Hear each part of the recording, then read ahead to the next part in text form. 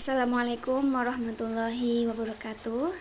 Alhamdulillah anak-anakku semua, hari ini kita masih bisa bertemu kembali ya dalam pembelajaran daring.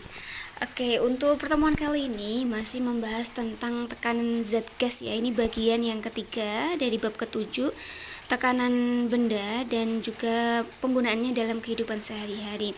Oke, di bagian ketiga kali ini Bu akan menjelaskan tentang tekanan zat gas.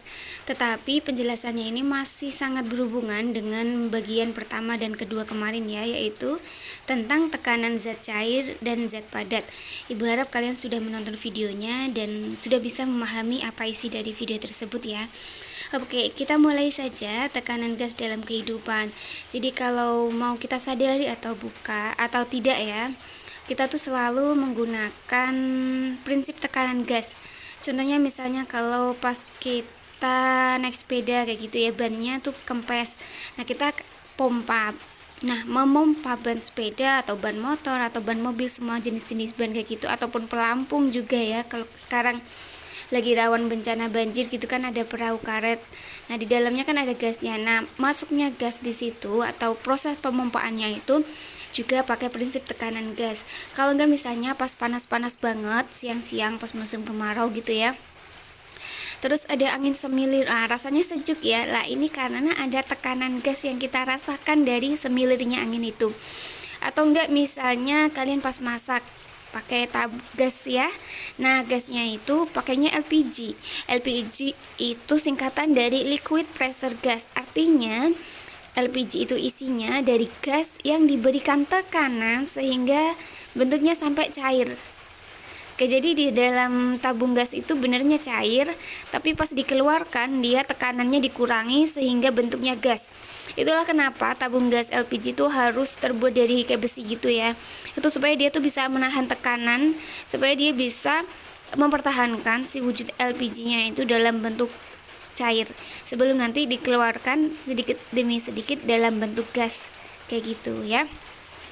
Nah, semua contoh-contoh yang sudah Ibu sebutkan tadi itu menggunakan prinsip dari tekanan gas. Sekarang coba kita cermati ya prinsipnya, prinsip tekanan gas. Oke.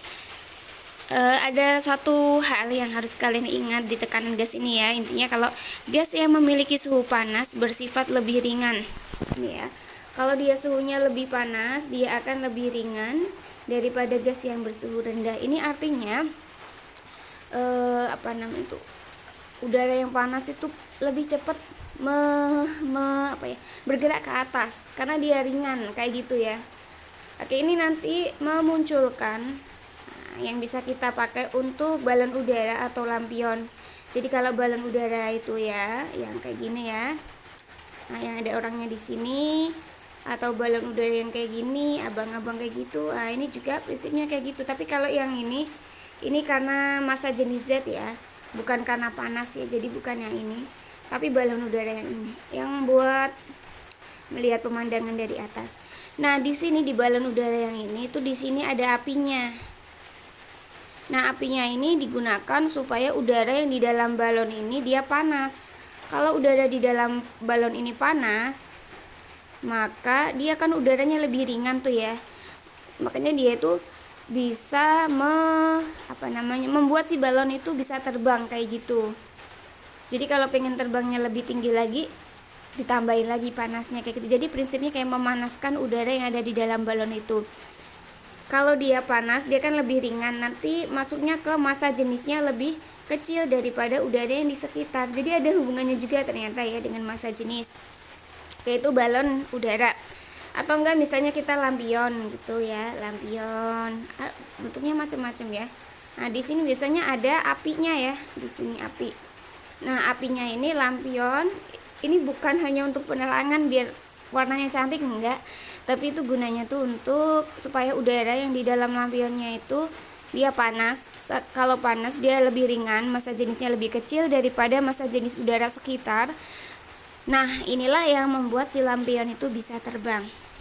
Oke, sekarang pemanfaatannya yang sering kita gunakan, bukan kita sih tapi nelayan-nelayan kita gunakan. Tapi nanti hasilnya kalau udah dapat ikan kita juga ikut makan ya. Itu namanya ada angin laut sama angin darat. Oke, perhatikan ya. angin darat terjadi pada malam hari.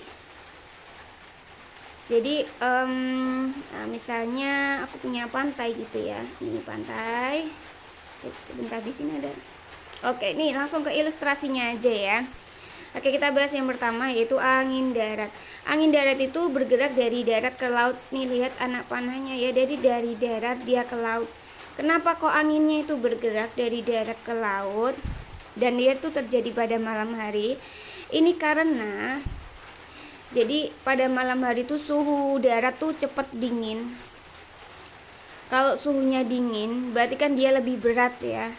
Sedangkan di lautan ini suhunya masih panas. Kalau suhunya panas maka dia akan naik ke atas.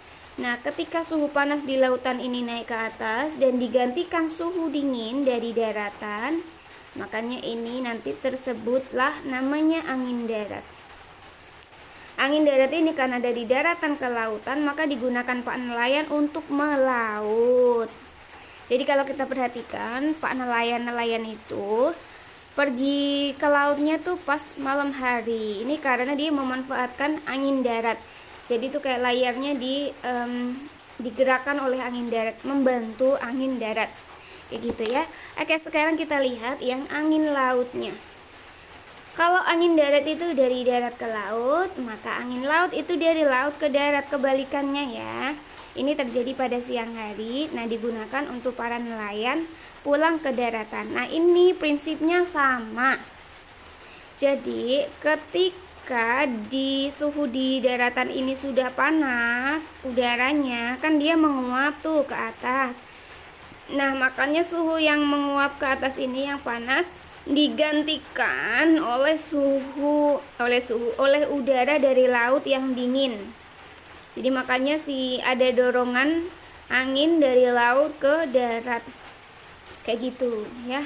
Intinya dari angin darat ataupun angin laut ini, suhu yang panas dia akan menguap ke atas karena dia bersifat ringan. Ingat yang tadi ya, kayak balon udara itu.